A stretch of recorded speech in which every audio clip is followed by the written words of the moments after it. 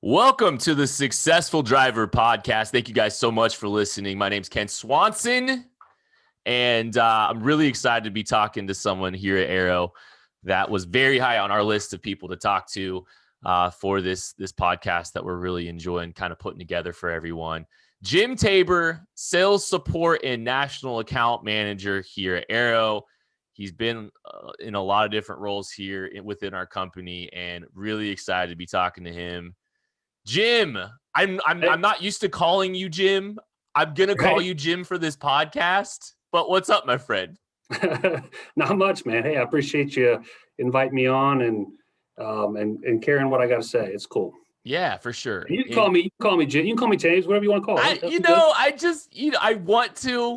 I want to really badly, but I'm gonna try to keep this a little bit professional today. I think. Okay.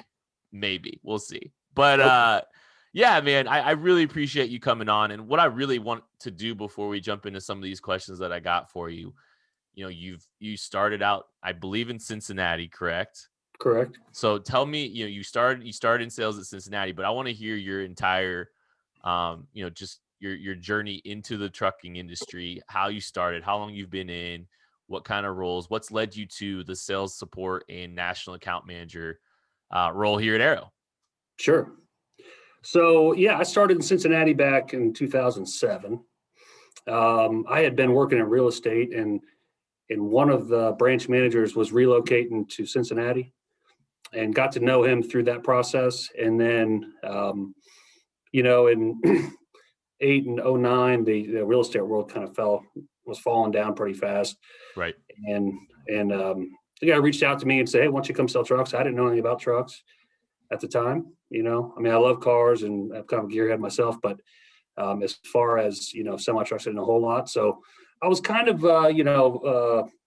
timid at first, but once I get into it, a couple months in, I was hooked. I liked doing it more than I liked selling houses, for sure. And then, so I started in 2007, then by 2011, moved up to management. So I sold for 4 years straight, and then moved into assistant manager position there and did that job for about 4 more years before coming here to corporate to do the national accounts. Nice. Yeah, you've kind of had a bunch of little roles here in a variety of. Sure. You put your hands are in a lot of different things here at this company, and so you kind of got a breadth of experience in a lot of different places. I'm curious. What helped you develop as you were learning about the trucks and trucking industry? Was it just being hands on? What was the learning mechanism that helped you better understand trucks? Customers. Really? Yeah. Just listening to customers. For sure. The truck drivers of this country, they know more about the equipment that we're selling than we do. They're in it every day for a lot of miles, and they've had a lot more experiences in different situations and the different terrain of the country, and what works best out west, what doesn't work best in Texas, and all those different things. And then, just being a sponge and asking questions and learning that way was really the biggest thing. No, that's interesting. And I think it's totally true. Some of the guys that have been out on the road a little bit more, the best thing for us to do sometimes when they walk in looking for a truck is just get out of their way. Oh yeah, for sure. These guys, they'll come in and they'll walk around and tell you all about your truck. Really, they want to know really the specifics of, how much does it cost, and, kind of miles, those kind of specifics. But when it comes down to specs and ratios and things, most of them know what they need better than you do. So, yeah. All right. Now, there's the other side of the coin too, though. There's a lot of customers who don't really understand that. Sure. So then there's that opportunity as a sales consultant to help answer their questions the best of your ability, to help guide them in the right way, because at the end of the day, if our customers are successful, then we're successful. And so, we try to, open book. Nothing that I know is private information when it comes to being a truck driver or selling trucks. I want to share my knowledge as much as I can to help everybody else, in their roles. So yeah, it's kind of interesting. It seems like there's probably been some customers in your past that have paid it forward with information for you, and I'm sure you were able to pay it forward with some of these younger guys as well. So I mean, that's an interesting way to look at it. And it's really, it's cool that the educator was the guy out there on, Right. that's actually on the road. And man, I mean, that's interesting. So you obviously you've talked to a lot of successful drivers in your time here Sure. at Aero, very obviously. What's your takeaway on, like, what's the thing that makes those guys successful? What makes a successful driver in your eyes based on your experience and the people that you've learned and talked to? Well, I think it's a lot like any business that you're in, where your attitude and your work ethic are really, really important. Our industry, there are probably more hurdles and red lights, so to speak, things that slow you down throughout your day as a truck driver, than maybe another kind of type of business. But so you have to be quick on your feet. You got to be able to make decisions quickly. You have to kind of understand the situation and have a good attitude about it. There's so many layers of being a business owner or a truck driver. Everything from where you get your truck worked on, who your dispatcher is, who you haul for, if you want to do load boards, all those different decisions you have to make. You really have to make sure you're educated before going all in, so to speak, and getting your own authority. But building that network is really, really important, of knowing who you can trust, who that you take your truck to them to get the oil changed. The bill's not going to be $4,000, but people who can shoot you straight, take care of you, have a good relationship with your dispatcher, so they can get you home to see your kids' baseball games and those kinds of things. I mean, really, that right there. I mean, you kind of chuckle a little bit, but that's really, a lot of these guys miss those things. And for your mental health as a person, as a human being, to be able to see your kids, that means a lot to people. Sure. And there are companies out there that don't care as much. They want you running. You're making money for them when you're on the road. So that's kind of how they see it. But the more successful companies do take time to have to make sure that their drivers are home when they need to be home. Sure. I mean, there's a lot of layers to what you said. You're making sure you have that knowledge base and a level of trust with a lot of people that can help you be successful in a lot of different areas, be it a mechanic, be it in your load source. But I mean, you kind of spoke on it. The value of the load source and who you're kind of partnering with there seems pretty important to you. Yeah, for sure. And just know that if you're not happy where you are, there are other places you can go. The trucking industry is absolutely enormous.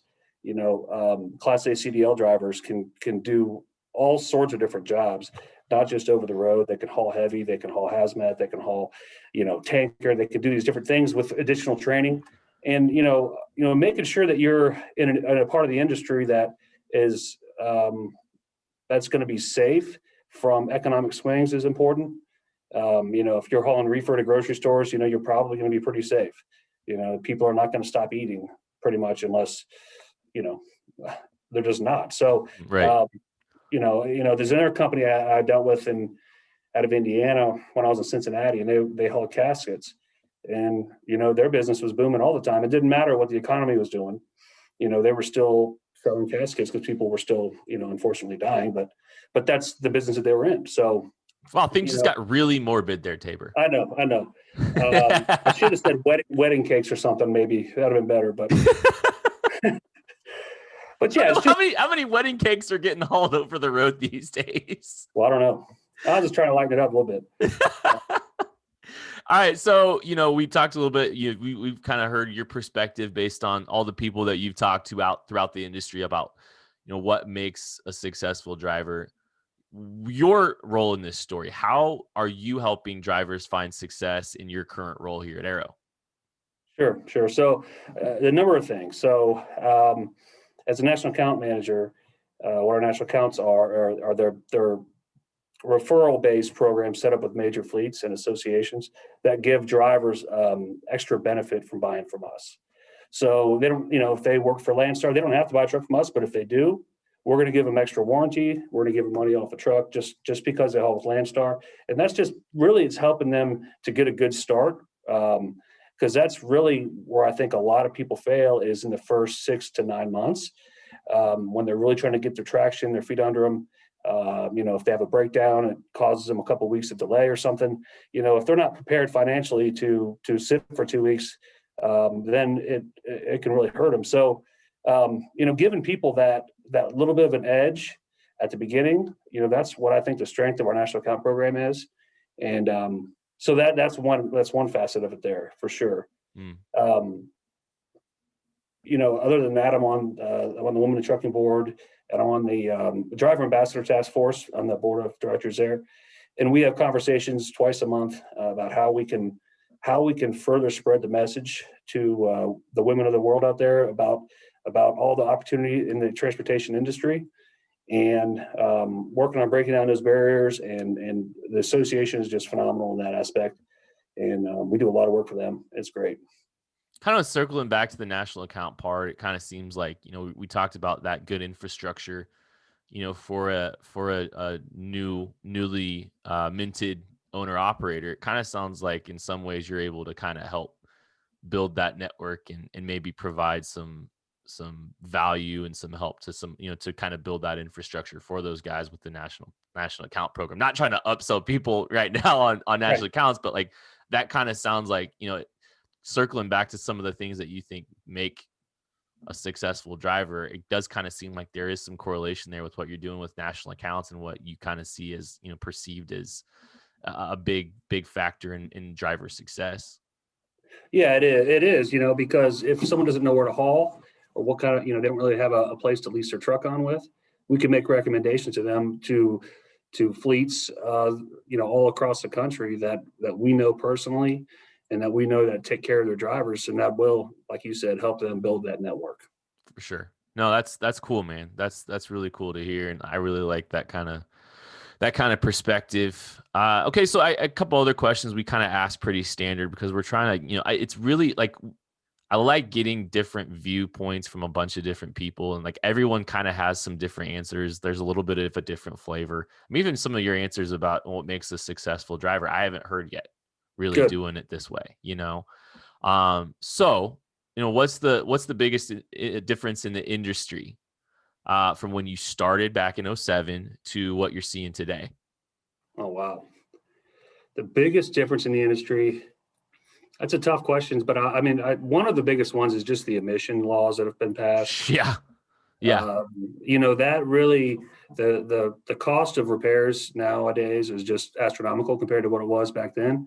And it just reinforces that you have to be really conscious about having a maintenance account. You have to be conscious about learning about your equipment, how it runs, how it works, what those different things do.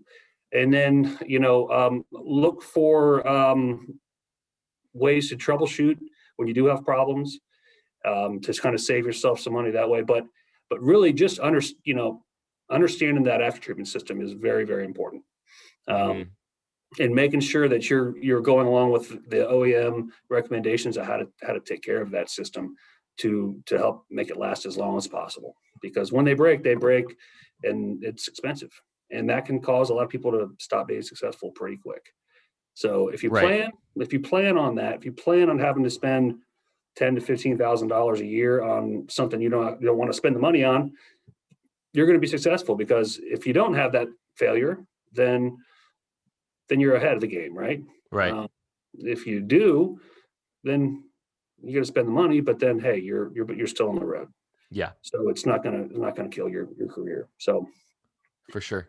And I think just the technology in the trucks has come so far, not just in after treatment, but now with the smart braking systems and the lane correction and accident avoidance systems have come a long way.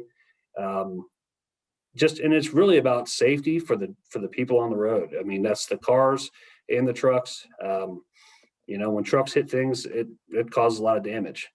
And, the last thing anybody wants to hear or get is a phone call from a driver or from an insurance company or a police officer about an accident one of their trucks is involved in. That's just a horrible thing to find out. So, these newer technologies are really catching up, and that's very positive. And is it a fair statement? Obviously, you've seen the pre-emission trucks to where we are now.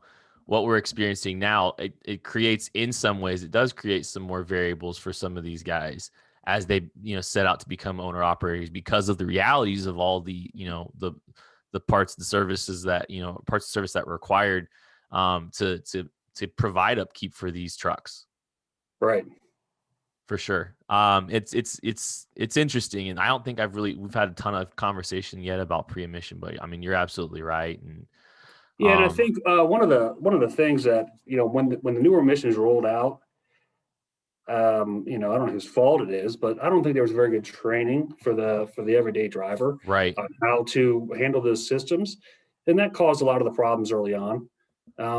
Just because they were bypassing a regen or whatever, going on the road because they didn't want to stop or whatever, and then next thing you know, they're locked up and they can't move, and so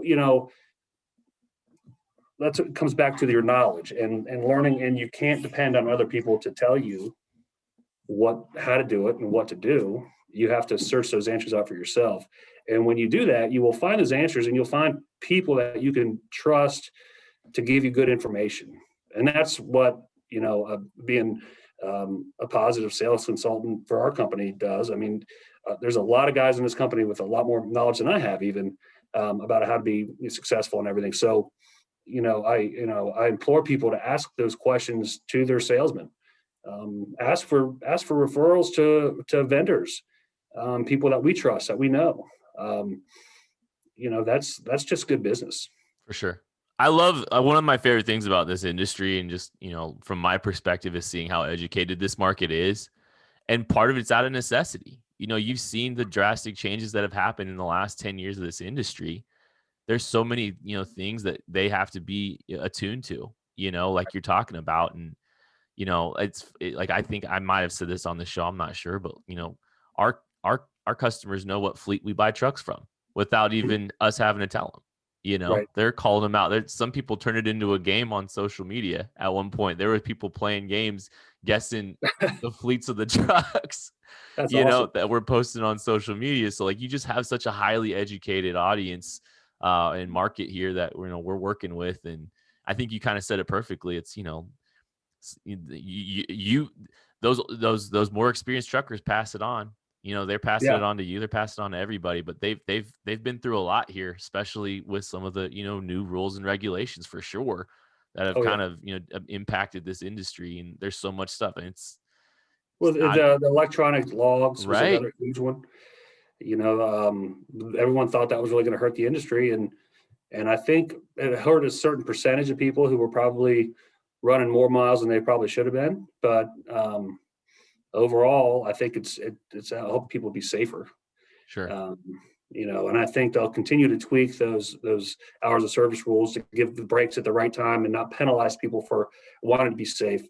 There's definitely some improvement to be made there. Don't get me wrong, but sure. But overall, I think it's not a bad thing. For sure.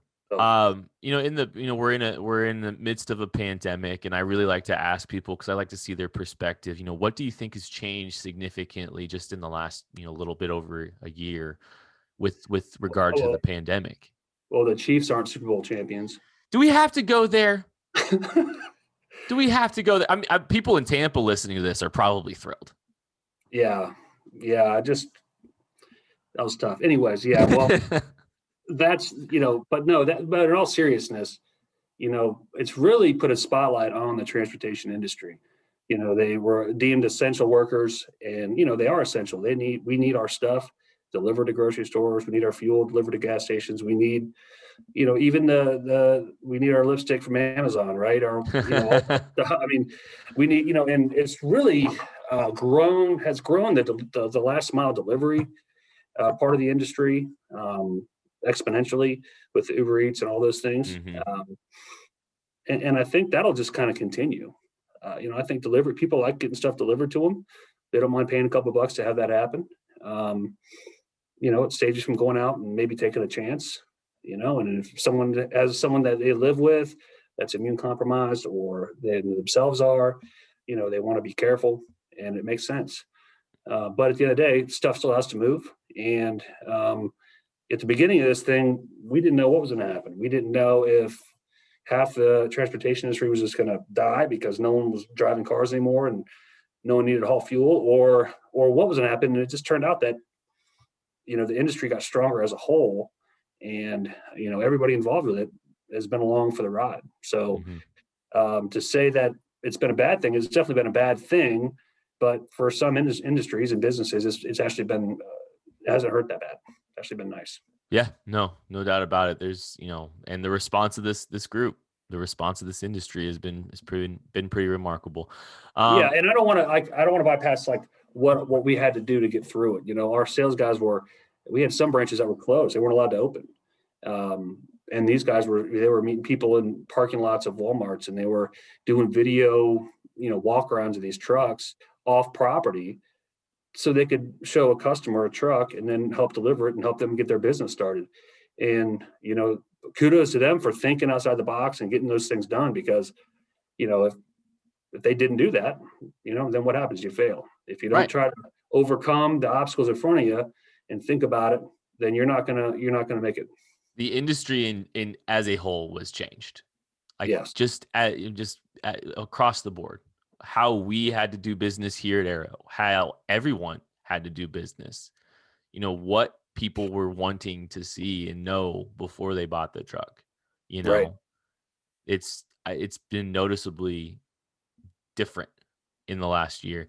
All right, I want to close out with this, and it's always, you like you said, you talked to a lot of people, you've seen a lot of different perspectives, and you've talked to a lot of successful drivers, but what do you think the biggest fear for drivers wanting to become owner operators is right now? Well, anytime you're making a change like that, the fear of the unknown is the biggest thing. You don't always know what you don't know. And sometimes, that's the biggest scary thing, because you don't even think about, oh yeah, I have to get insurance before I can get this thing. And I don't even know where to do insurance. And I have to do, so there's so much of this fear. There's a lot of barriers besides just picking out a right truck and then getting financing. Some of these other barriers that you have to work yourself through up front, that can be daunting. And, there's not really a lot of resources out there that you can just go and Google what do I have to do to become a truck driver, and get you. It's not like a list of things that it can tell you, because depending on what you're going to do, it's different. So I think that's the biggest fear for a lot of people, is they feel that they're taking a big chance, starting their own business. And if they do something wrong, they could fail, and nobody wants to fail. So the fear of failure and the fear of the unknown, I'd say, are the two biggest ones. I think, we've talked a lot about the guys that have that level of confidence, because of what they've seen in the industry. One of the things that I think is kind of cool is those guys do seem willing to kind of help pay it forward. And so, some people that might not be owner operators yet that are wanting to look to potentially jump in. It's not a bad idea to try to lean into some of those guys that have been doing it. One of the things we're really hoping to do here pretty quick in the near future is try to get a hold and talk to some guys that are out on the road. We want this conversation to come from every possible angle, but it might be good to just hear straight from some of these, owner operators too, straight from them to kind of help get an idea and an understanding of what it takes and all that stuff. And that's something that we're going to be trying to do here pretty quick, but that's exciting. Well, and when I was in sales, I used to do this all the time, where I had someone who I could tell was really nervous about something. Maybe they weren't being completely upfront with me exactly what it was, and that's okay. And what I would do is I would give them a name and a phone number of one of my other customers who I knew was putting the miles and making the money and being successful and buying trucks on a regular basis, and say, hey, give them a call. And, these people knew that I was doing this, so they weren't surprised. I wasn't looking for anything out of it other than maybe to help give some information that could help this person be more comfortable about what they're doing, right, and help them be more successful. So I love the idea of having some drivers on here talking.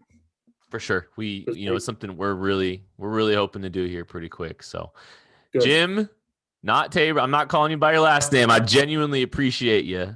Spent a little bit of time with us, my man. And awesome. I really valued getting your insight and your perspective from here. And we'll bring you on here again at some point. Awesome, man. Thank you. I appreciate the opportunity. Thanks, Kent. For sure. That's going to do it for the Successful Driver podcast presented by Aero Truck Sales. Thank you so much for listening. We'll be back next week. Catch you later.